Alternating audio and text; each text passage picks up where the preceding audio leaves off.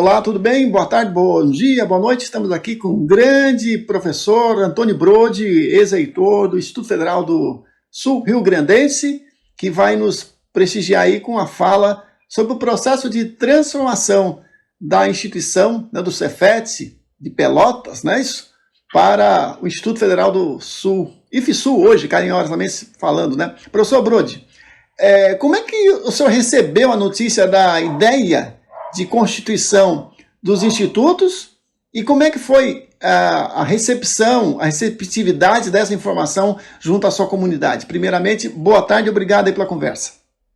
Boa tarde, Josué, é um prazer imenso te rever, né? Um amigão assim que eu fiz aí na rede. Tivemos grandes ações juntos, né? Momentos assim importantes que ficaram hoje consignados na história da Rede Federal. Josué é um grande, digamos assim, pacificador, né? Em alguns momentos foi designado para situações assim de conflito.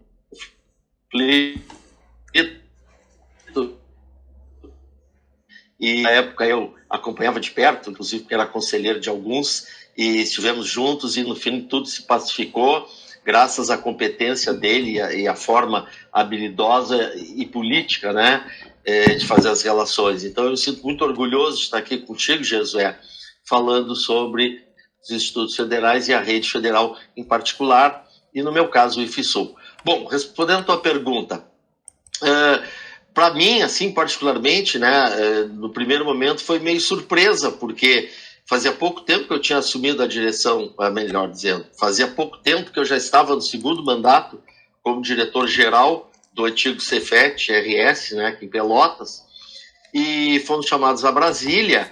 Antes eu já tinha tido alguns contatos através da professora Jaqueline Moll, que era uma das pessoas que trabalhava lá na CETEC, também com o professor Eliezer, e havia assim, um apontamento que uma nova institucionalidade estava para ser, né, consignada, assim, construída na rede federal, que viria a substituir os Cefets à época. Era tudo muito novo, muito estranho, assim, mas de qualquer maneira nós estivemos em Brasília, né, o CONIF à época não era CONIF, era CONCEFET ainda, foi convocado para explanar o processo. Então lá estava o professor Eliezer, o Getúlio, que hoje é o secretário da CETEC, o Vidor, o Gleison Rubim, enfim, as pessoas que efetivamente tinham ações, né? E aí foi explanado para nós o que seria essa nova institucionalidade chamada de Institutos Federais, que nada mais era do que uma condição diferenciada multicamp, né? Até era dado assim como um modelo inédito. Então nós passaríamos de ter o Cefet, que era um Centro Federal de Educação, onde já havia alguns institutos, né, haviam já unidades descentralizadas, para algo maior, que seria, então, esse modelo chamado multicamp. Nós aqui já tínhamos 2 unidades centralizadas, 3, melhor dizendo, que era Sapucaia, Passo Fundo e Charqueadas, e aí, né, trouxemos para a discussão da comunidade.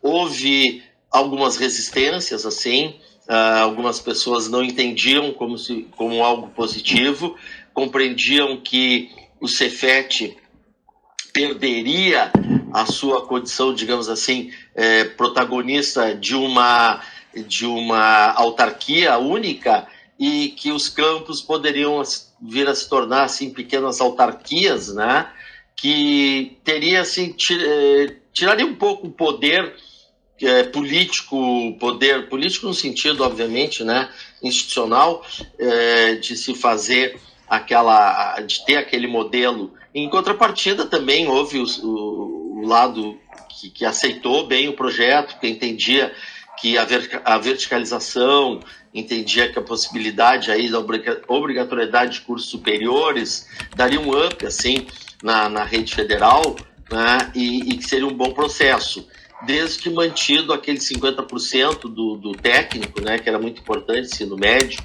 Então, basicamente, assim, resumindo para ti, no primeiro momento foi uma surpresa, porque nós não contávamos com essa nova forma de ver a rede federal constituída, mas aos poucos e com a série de reuniões que foram seguindo-se e mostrando, né, a importância da expansão da rede federal, a forma como seria, a oportunidade de cidades que não tinham condições de receber uma instituição federal de ensino gratuito, de qualidade, passariam a ter a possibilidade depois de um curso superior de graduação também nessas regiões, a possibilidade de vir atender os APLs e, consequentemente, atendendo os APLs, atenderiam às necessidades daquela região, promoveriam o desenvolvimento. Então, houve toda, né, uma construção feita por nós à época, juntamente com a CETEC, na constituição da legislação também, que veio ao fim e ao cabo, né,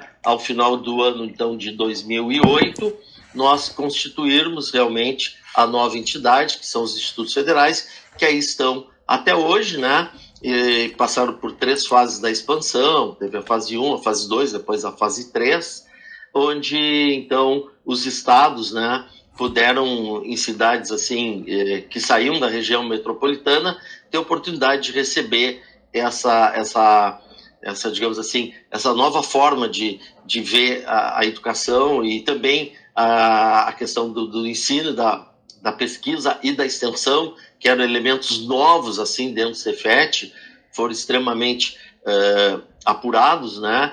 Então, ao fim e ao cabo, foi muito positivo o que ocorreu, essa transformação, assim eu entendo. Mas, claro, né, na época existiu também um pouco de oposição, porque era algo desconhecido, e tudo que é desconhecido traz assim, um certo temor, mas, ao final, percebeu-se que foi um grande, digamos assim, uma grande mudança positiva.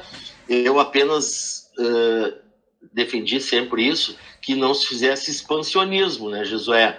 Que nós tivéssemos assim a expansão como uma política positiva, mas que ela fosse cercada e estivesse ancorada sempre numa boa estrutura, porque o expansionismo por si só, ele pode, de uma certa forma, vir acarretar lá na frente problemas para a rede. Mas então, essa é a minha visão daquele momento da criação dos institutos federais como altamente positivo e driblando as dificuldades, né? E para nós que ainda não tínhamos esse conhecimento, foi um grande desafio, né? Porque eu fui eleito para ser diretor-geral do Cefet, que eu conhecia bem, já estava lá há mais de 30 anos, então eu sabia bem da estrutura. Agora, esse novo não se conhecia. E no final foi um grande prazer construir 8 campos, né? Deixei mais 3 já projetados e para implementação.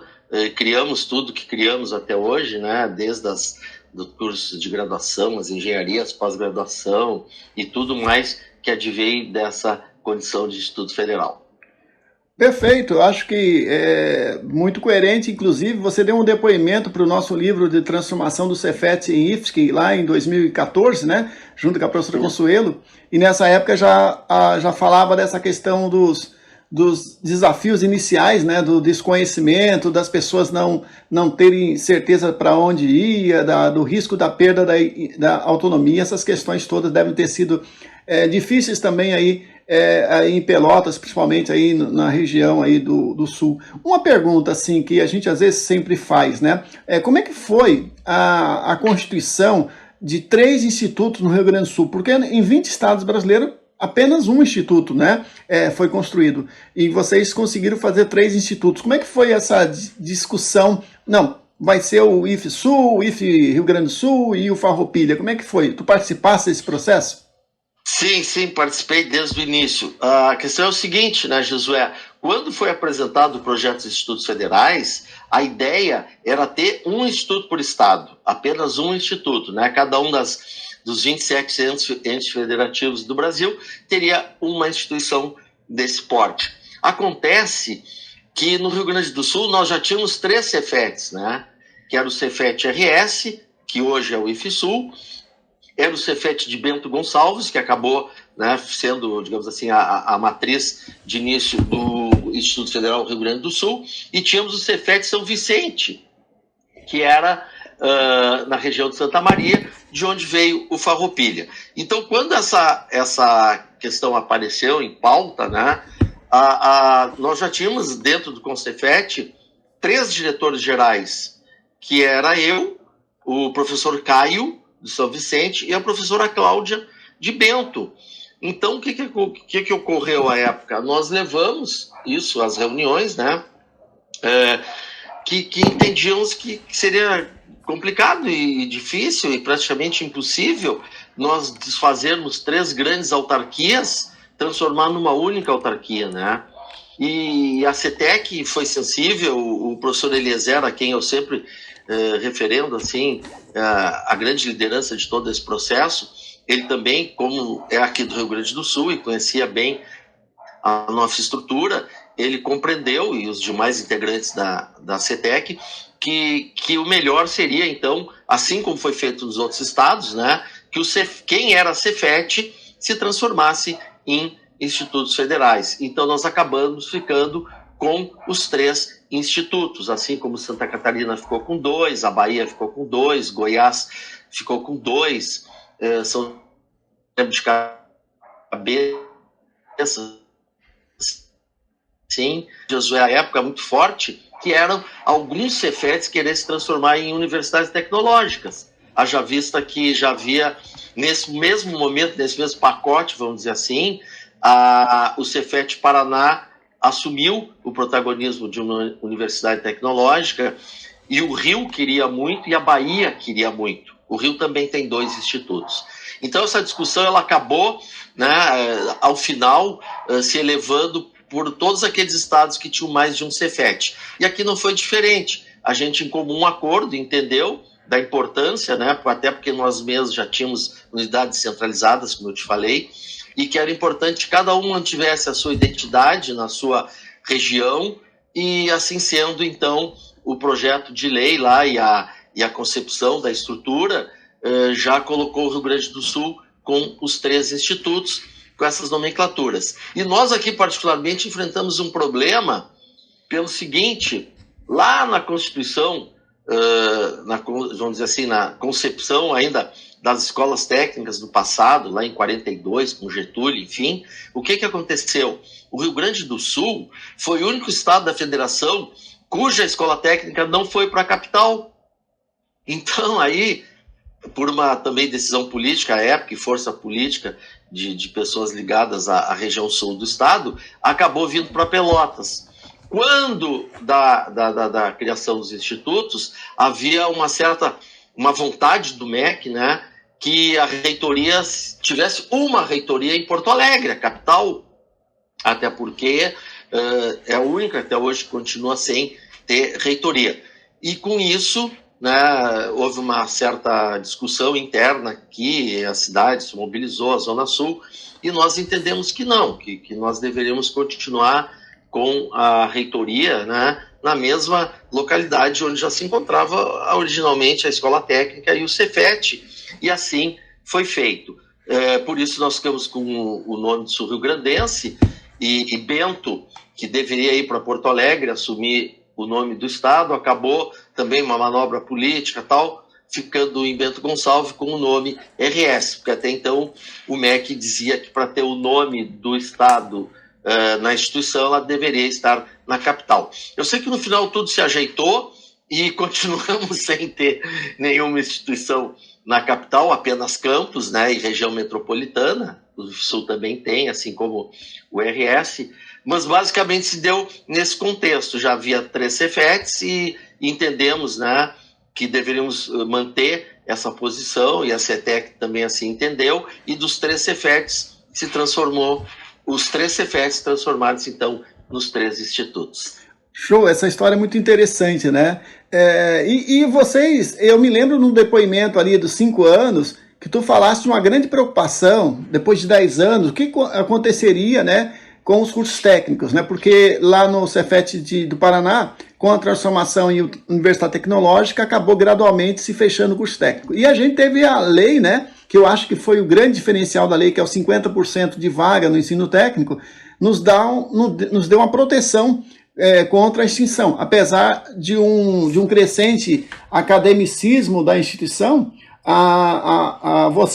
porque a gente passou a atuar em todos os níveis, né? Então isso acabou sendo mais algo natural. Muitos servidores novos que chegaram sem conhecer a nossa história e nossa cultura de instituição, isso acaba sendo meio natural. Mas nós estamos hoje olhando ali a plataforma Nilo Peçanha, nós conseguimos preservar ali em torno de 50% de vagas, né, de matrícula de curso técnico. Como é que você vê esse processo, né? Como é que vocês... Foi uma ação do Concefet na época para preservar o curso técnico? Como é que vocês lutaram a favor disso? Exatamente, muito boa a tua pergunta. Assim, ó, o que acontece, né? Já existiam os 5 Cefetes grandes, que eram os chamados Cefetões, não sei se tu lembra. Lembro. Que era o Paraná, o Rio, Minas Gerais, Bahia e Maranhão. Que foram também concebidos numa época bem política. Se tu olhar quem eram os políticos na época, dá até para entender por que eram esses, né? O Paraná eu sempre entendi que já tinha mesmo uma estrutura assim muito próxima de uma universidade tecnológica. Os demais eu não conhecia a fundo, então não tinha uma opinião formada. Esse posicionamento que já estavam... O Cefet Paraná já tinha muito pouco curso de nível médio técnico, né? E que isso era uma preocupação com a rede, porque também os demais virando universidades tecnológicas e seguindo essa mesma, digamos assim, esse mesmo caminho de não ter mais cursos técnicos, nós perderíamos aquele nosso DNA.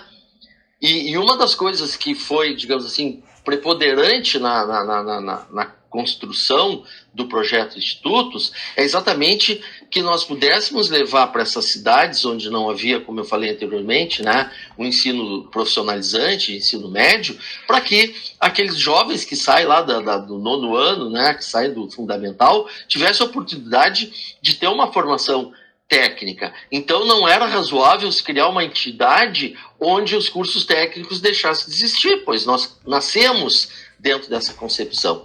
Então essa discussão foi bastante forte e chegou-se à conclusão, então, né, que apesar da verticalização e da obrigatoriedade de cursos de graduação e posteriormente pós-graduação, que deveria se manter 50% dos cursos técnicos nas matrículas. Isso, ou no oferecimento de vagas. Isso, Jesué, foi muito positivo. E eu vou te dizer uma coisa. Talvez se não tivesse existido essa deliberação legal, hoje nós estaríamos correndo um grande risco. E vou te dizer por quê. Porque lá das escolas técnicas, né, ainda passando pelo tempo do Cefet, e tu também é testemunha disso, a grande maioria dos servidores, dos professores, dos nossos colegas técnico-administrativos, mas mais fortemente dos professores, dos docentes, eles eram oriundos da própria escola. Então já havia uma concepção, já existia um conhecimento do que era aquela escola técnica, qual era o preceito de nós formarmos alunos, né, aí para o mundo do trabalho, que hoje o mercado do trabalho não se pode mais falar, é mundo do trabalho, mas enfim, o que a gente buscava? Cursos técnicos de qualidade, de grande, além de uma grande qualidade, né, de uma carga horária bastante forte, que realmente formassem alunos que posteriormente fossem trabalhar, fossem fazer a sua vida e coisa que eu valha. Bom, com o passar do tempo, esses professores foram se aposentando, foram saindo da instituição e começou a chegar uma leva muito grande, devido até à forte, digamos assim, quantidade, ou a grande quantidade de concursos que foram feitos durante a expansão, né, promovendo também um grande desenvolvimento regional, porque tu trazer uma instituição para uma cidade, se ela for até de porte médio para pequeno, é um desenvolvimento muito grande na questão gastronômica, na questão hoteleira, imobiliária, os cursos, os campos trouxeram para o seu entorno uma valorização muito grande, né, desenvolvimento da cidade, enfim. Só que, paralelamente a isso, veio junto o academicismo, né, Tchê? E esse é um fator assim que desde o início eu tenho chamado a atenção e é algo que lá na época já preocupava. Eu sempre, com uma ideia mais pragmática, uma visão mais pragmática, eu procurava sempre dizer isso: Tchê, se nós não tivermos um mínimo de garantia de manter os cursos técnicos, ao passar do tempo, o academicismo vai chegar, os caras vão chegar com a ideia de transformar em universidade, em faculdade, em algo, né, que não vai ser mais nenhuma coisa nem outra. que eu continuo defendendo. O dia que nós deixarmos de ser instituição, nós vamos ser assim, vamos ter uma constituição de quinta categoria, porque nós não vamos ser mais escola técnica, não vamos mais ser Cefet, nem institutos, nunca vamos chegar ao nível de uma universidade, estou falando como rede, e também de uma faculdade. Então era imperioso que se mantivesse o nível técnico. E eu acho que foi bem pensado isso, talvez pudesse até ser mais, 60%, não sei, porque aí com a questão da chegada do pessoal de fora, né?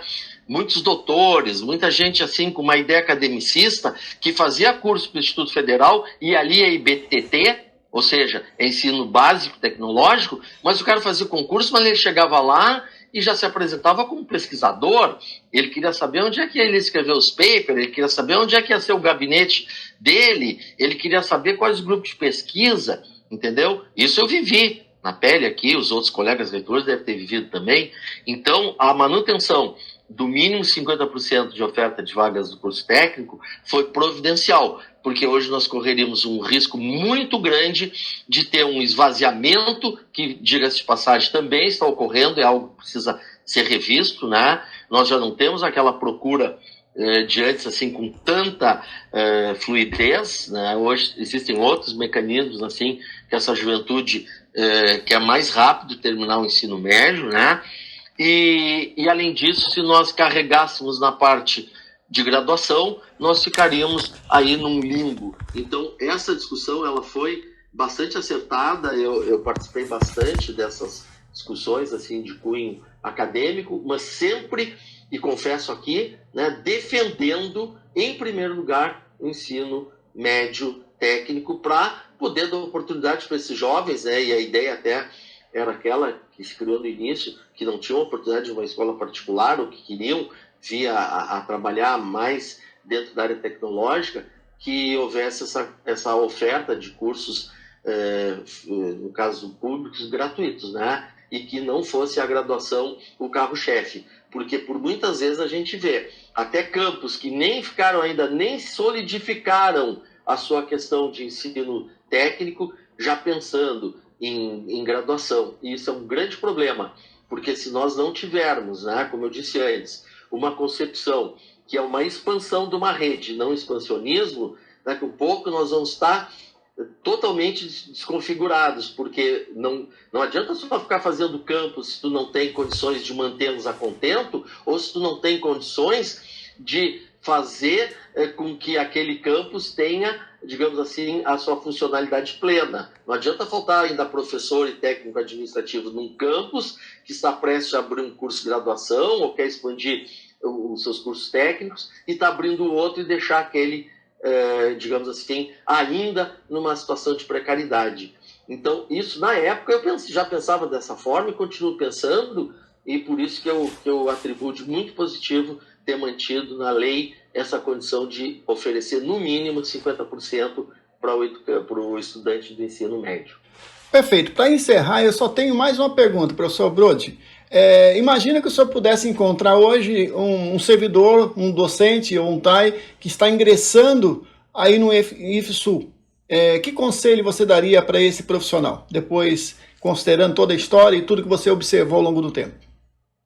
Olha, eu diria assim, né, Jesué, eu já digo, né, para quem ingressa, que, em primeiro lugar, que eles têm que, assim, agradecer muito, valorizar muito essa instituição e, consequentemente, a rede federal, porque mesmo com todo esse problema que a nação enfrenta, que o Brasil enfrenta em relação à educação, a gente ainda é uma ilha de excelência em relação ao ensino, né? Agora pesquisa, educação também, mas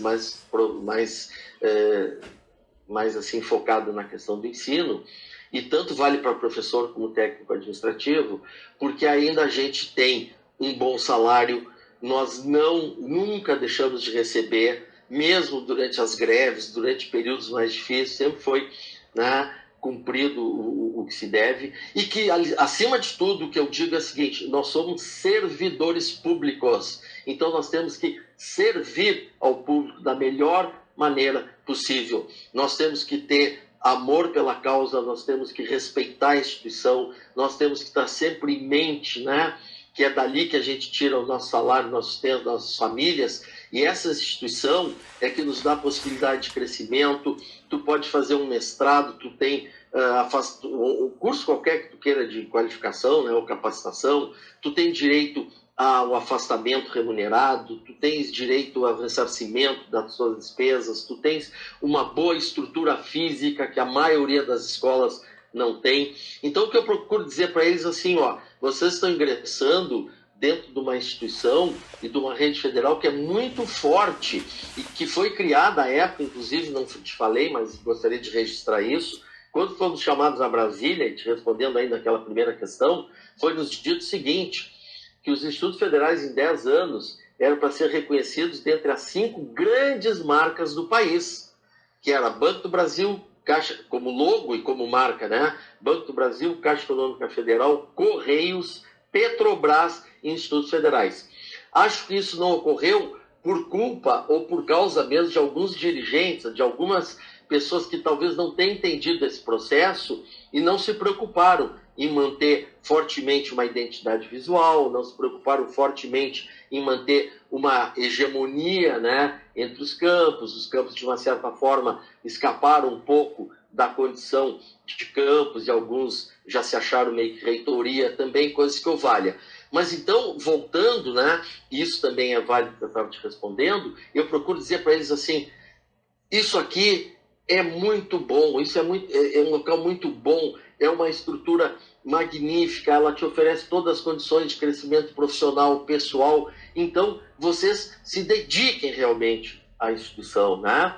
Façam valer o seu concurso para dar o melhor de si ao estudante, fazer com que tudo aquilo que vocês têm de conhecimento possa ser, né, repartido com eles, compartilhado aos técnicos administrativos, que realmente façam o seu trabalho com celeridade, façam o seu trabalho com amor, façam o seu trabalho com determinação, porque nós somos servidores públicos e lá fora a gente é julgado o tempo inteiro. E quanto mais a gente não dá ou quanto mais nós precarivamos assim, né, numa situação de trabalho, lá fora mais nós vamos ser criticados, né? Então, o que eu digo é assim, ó, se dediquem de verdade, né, ao que vocês se propuseram a fazer, com o que vocês têm de melhor, porque certamente esse retorno virá. Então, essa é o que eu tento, né, passar, é o que eu tento dizer, procuro meio que contar um pouco da minha história também, né, de tantos outros que entraram como estudantes e hoje já até se aposentaram em cargos, enfim, ou mesmo que tenha sido só docente ou só técnico administrativo, que construíram o que está aí. Então, que eles têm que, no mínimo, manter o que receberam. Perfeito, professor Brode. Olha, uma aula realmente aí de educação, contasse com muita propriedade essa bela história. És um dos protagonistas desse processo. Eu gostaria de pedir autorização, inclusive, se eu conseguir publicar esse vídeo, né, como o projeto Compartilhando Saberes, que a gente vai também, junto com o livro dos 15 anos, disponibilizar alguns vídeos, né, para que as pessoas possam conhecer também detalhes, também os personagens, né, desse grande tabuleiro que foi o processo de transformação, que é um processo em construção ainda coletiva, né? Só posso agradecer aí o seu tempo e a sua disponibilidade aí para falar conosco nesse projeto. Muito obrigado, professor Brode. Josué, eu que agradeço assim o teu convite, né? Eu não pude fazer o depoimento direto lá pro grupo, tal, porque eu estou envolvido em outras questões, mas me senti muito honrado e é sempre bom reviver essas coisas, né, que foram, digamos, protagonizadas por aquele grupo que eu tive a honra de ser um deles, né, dos 37, mais Pedro II e mais Cefet, da Cefet Rio, Cefet, hoje Universidade Tecnológica do Paraná, Cefet Minas, que assim continuaram, e uma história muito bonita, muito linda. Eu tenho um orgulho imenso, né, de tudo que foi feito nesse período, esses 8 anos que eu tive à frente da instituição. A gente procurou trabalhar muito fortemente assim, em favor dos servidores, aí, desde a época lá que eu era diretor de recursos humanos, né, e posteriormente já como diretor-geral, depois como reitor, olhando a questão forte do aluno, providenciando sempre formas de melhorar a vida, né, do servidor e, consequentemente, dos estudantes.